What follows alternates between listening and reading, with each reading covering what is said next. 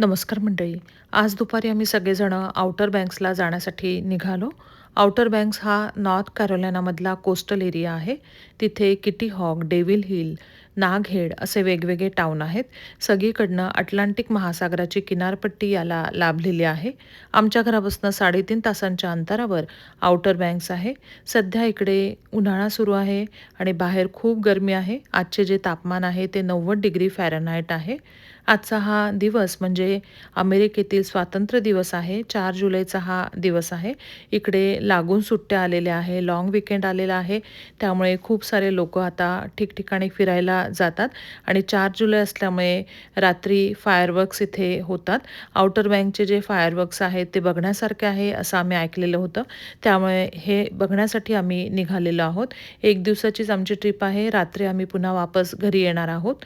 1.5 तासानंतर आम्ही गाडी चार्ज करण्यासाठी एका ठिकाणी थांबलो.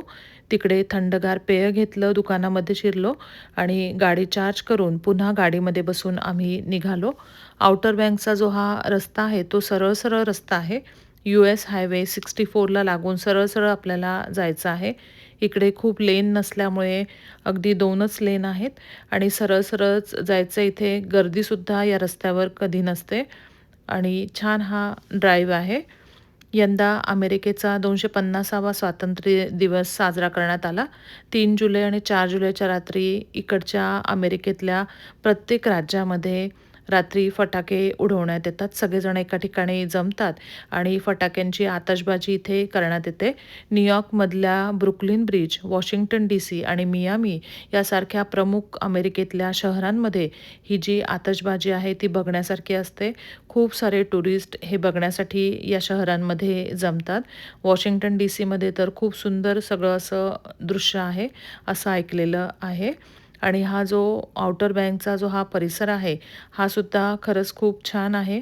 आउटर बँक हे अटलांटिक महासागरातील अमेरिकेच्या किनारपट्टीवरील 100 मैल लांब असा हा बेटांचा समूह आहे आणि या बेटांच्या समूहामुळे किनारपट्टी जी आहे नॉर्थ कॅरोलिनाची, त्याला एक नैसर्गिक संरक्षण मिळते आणि अमेरिकेला सुद्धा नैसर्गिक संरक्षण याच्यामुळे मिळतं.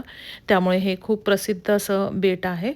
टुरिस्ट इथे खूप प्रमाणात येतात आणि उन्हाळ्यामध्ये मुख्यतः इथे खूप गजबज असते. इकडे भरपूर सारी टुरिस्टला राहण्यासाठी घरं आहेत. टुरिस्ट इथे राहतात आणि हिवाळ्यामध्ये इथे अगदी शांतता असते. हिवाळ्यामध्ये जास्त इथे लोकं नसतात. पण उन्हाळ्यामध्ये वेगवेगळ्या बेटांवर खूप सारे लोकं इथे असतात. आम्ही संध्याकाळी पोहोचलो. आधी पोहोचल्यानंतर आम्ही तिथे थोडंसं खाल्लं आणि बीचवर आम्ही गेलो. तिथे खूप सारे पोलीस होते आणि खूप गर्दी होती बीचवर जाण्यासाठी. सगळे म्हणजे गाड्या पार्किंगला सुद्धा जागा नव्हती. आम्ही एका ठिकाणी गाडी पार्क केली आणि चालत-चालत बीचवर गेलो. भरपूर लोकं जमलेले होते. साधारण 8:30-9 वाजता फटाक्यांची आतषबाजी चालू झाली. ती 1.5 पावणे 2 तास अगदी कंटिन्यू चालू होती. खूप छान विलोभनीय दृश्य दिसत होतं आणि खूप छान वाटलं. ते बघून आम्ही पुन्हा घराकडे यायला निघालो. धन्यवाद.